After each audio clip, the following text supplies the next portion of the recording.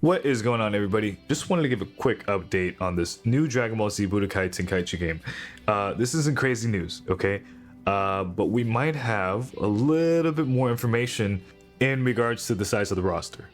Now, on the official Dragon Ball website, which I'll link in the description below, says a new game in the Dragon Ball Z Budokai Tenkaichi series has been announced. The news came as a big surprise to fans when the new trailer was unveiled at Dragon Ball Games Battle Hour 2023, a two-day event held on March 4th through the 5th in the United States. The first release in the 3D action fighting game series was Dragon Ball Z Budokai Tenkaichi all the way back in 2005.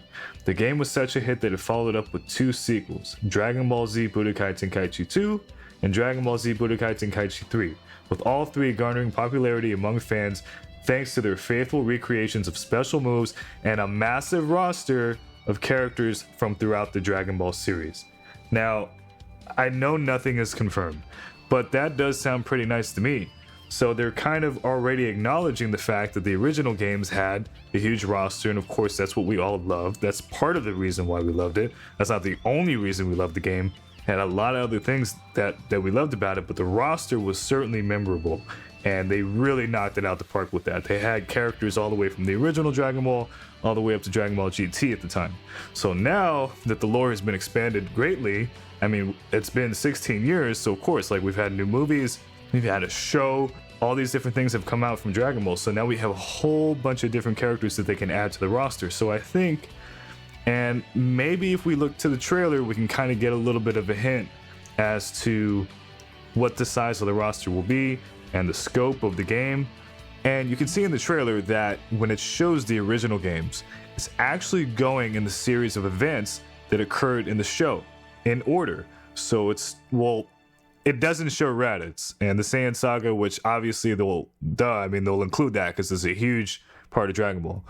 But they do have, it starts from the Frieza Saga, and then it goes to the Cell Saga, then it goes to the Buu Saga, then we go to the GT Saga stuff, which is great. So we get to see the GTs actually acknowledged in the trailer. Then obviously, as the trailer goes on, we get a glimpse of the new game, which looks fantastic, and it has Goku going Super Saiyan Blue.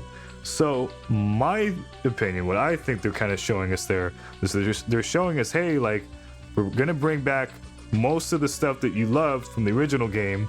GT's not out, we're gonna have GT, we're gonna have all these different characters, and obviously we're gonna bring in all the new guys.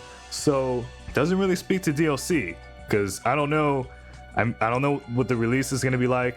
I'm a fan of DLC. If they want to go that route, I think that'd be cool. That's a good way to create a little bit more longevity out of the game. That's my opinion.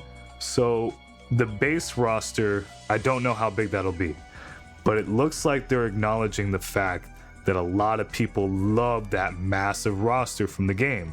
So I really think that this new Budokai Tenkaichi game, whether it's going to be from the start, we have a big roster, or when it's all said and done through DLC, we'll have a big roster. But I think that's something that they're really going to bring to us, and I think it's going to be amazing. Anyway, guys, just want to give that quick update. See ya.